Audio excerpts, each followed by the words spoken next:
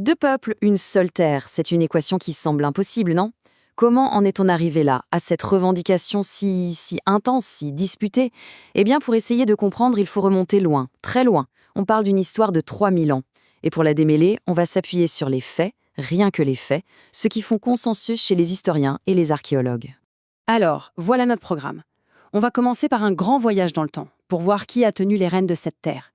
Ensuite, on zoomera sur la naissance de l'Israël moderne, avec un arrêt sur les conséquences humaines très lourdes de 1948. Puis, on verra un truc fascinant, comment l'histoire elle-même devient une arme. Et on terminera bien sûr avec les points essentiels à garder en tête. Allez, on attaque. Le premier truc, vraiment le plus important à comprendre, c'est que cette terre, c'est un peu comme une gare internationale. Elle a presque jamais été dirigée par les mêmes personnes très longtemps. Ça a toujours été un carrefour d'empire, un territoire pris, repris et encore repris. Regardez cette frise. C'est assez parlant. On part des anciens Israélites, puis paf les Perses, ensuite les Romains, les califats islamiques, l'Empire ottoman, et on finit avec le mandat britannique au XXe siècle. Ce qu'il faut vraiment voir ici, c'est cette constante. Presque tout le temps, c'est une puissance extérieure qui est aux commandes. Alors, la question des anciens royaumes juifs. Le consensus des historiens est très clair. Oui, ils ont existé, c'est un fait, attesté, pas un mythe. Mais il y a deux mais importants. D'abord, leur taille. Regardez, le royaume d'Israël, c'est à peu près le Liban actuel. Celui de Juda, c'est le Luxembourg. On est loin d'un empire gigantesque. Et le deuxième point, c'est leur durée de vie. À l'échelle de 3000 ans d'histoire, leur souveraineté, elle a été assez courte. Ok, on fait un bond en avant dans le temps. On arrive à l'époque moderne. Et là, tout change. Le XXe siècle, c'est une véritable rupture. De nouvelles idées, des guerres mondiales, des grandes manœuvres géopolitiques. Tout ça va complètement rebattre les cartes pour cette région. Et tout ça, ça ne commence pas avec les guerres mondiales, attention. Non, ça commence bien avant, à la fin du XIXe siècle. C'est la naissance en Europe du sionisme politique.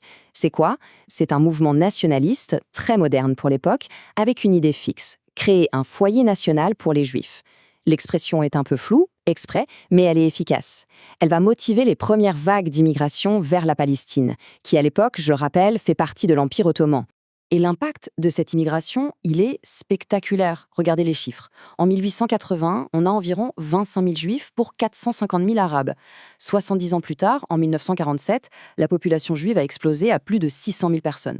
La population arabe, elle aussi, a plus que doublé.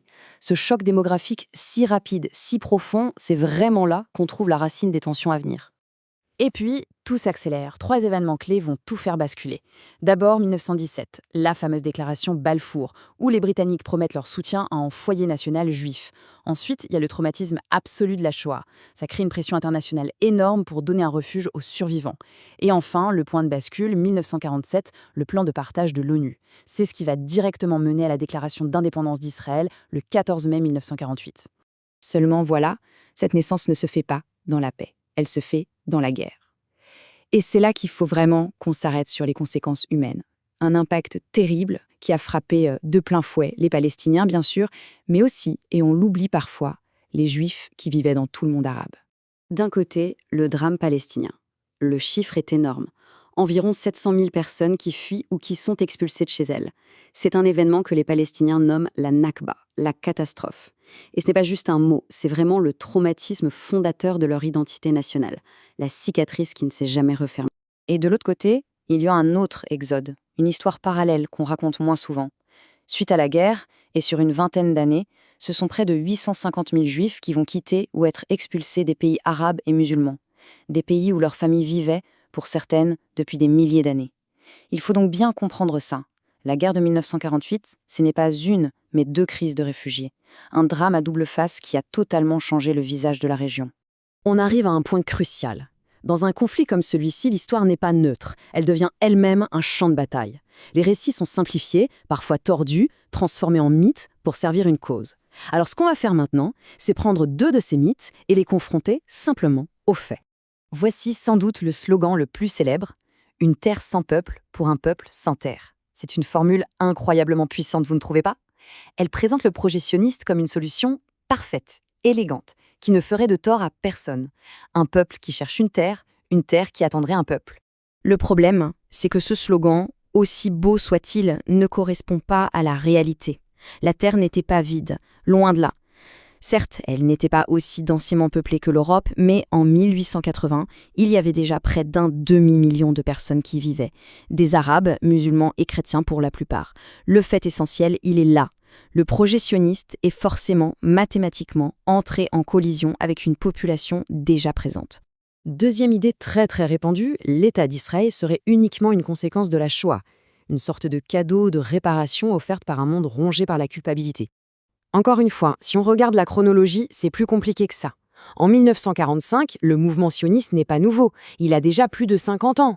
Il a ses congrès, ses leaders, ses institutions. Le projet est déjà là, bien avancé. La Shoah n'a donc pas créé le projet.